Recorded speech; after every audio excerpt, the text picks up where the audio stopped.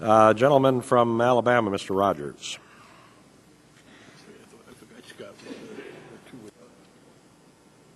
Thank you, Mr. Chairman, and thank you, Ms. Secretary, for being here and for your service. I want to go back to the answers you gave Mr. Posey a little earlier. You know, I live in Alabama, and we've been devastated economically with the car industry. You know what's happening there, all the supplier plants. And I was on the phone this morning with a tractor dealer, who is a large tractor dealer in Birmingham, who told me he has invested $70 million in recent years opening new stores throughout the South, but that he has completely lost confidence and is not going to open any more, has had to lay off 250 employees, have others take early retirements. I've got another company in my district called Metacraft, which makes wrought iron railings, the largest one in the world for outdoor furniture. They are having to go out of business because their bank, which is one of the banks that received TARP funding, has changed their lending criteria, and even though this is a profitable business, they can no longer get capital to work. I hear those stories, those anecdotal stories all around my district of how that we are in a crisis of confidence. People are scared to death. Even the people who haven't lost their jobs are worried they're going to. So when I hear you answer Mr. Posey's question with, quote, business and consumer confidence has improved greatly, close quote. Quote, there has been a substantial improvement in arresting what is the worst recession in history, close quote. How do I reconcile that with what I'm seeing in the real world? I think you're right, Congressman, that I think across the country, not just in your district, you still see businesses and families under enormous financial pressure. And you are still, and we're going to be living with for some time, with the consequences of digging out of this mess we started this year with. And so in acknowledging and pointing out the fact that we have made very substantial progress in trying to repair the damage caused by this crisis and lay the foundation for recovery, we do not yet have an economy that is growing again.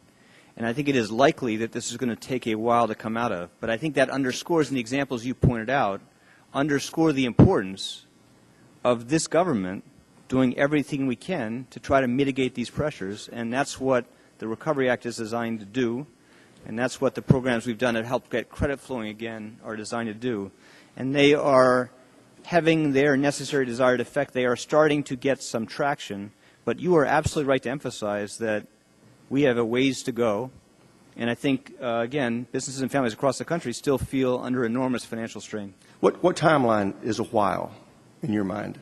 Well, again, this was took us a long time to get into this. As a nation, we just were living way beyond our means for a long period of time. People took on way too much debt, and it'll take some time to work through that. But we were making progress. You've already seen a very substantial increase in private savings. As I said, that is a healthy, necessary process. Our current account deficit, which approached 7% of GDP only 2 years ago, is now under 3% of GDP. We are starting to see this country get back to a point where we're going to have a stronger foundation for sustainable growth going forward, but it is going to take some time. And that is a great point. You made the statement also a little while ago in answering one of the questions. Tightening of spending and greater rate of savings is a healthy trait that we are seeing in our country. Why are we not seeing it in our government? That's what folks back home want to know. We're spending up here like drunken sailors, and it's all borrowed money. And they don't. Why is it good and healthy for individuals and small businesses, but why aren't we practicing what we preach?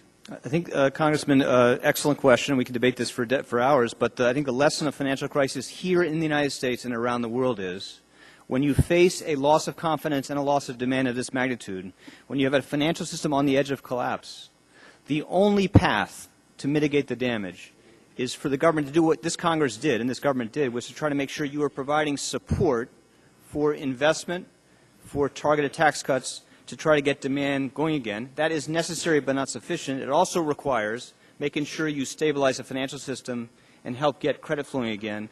And that's the basic strategy that this country fortunately has adopted. Thank you.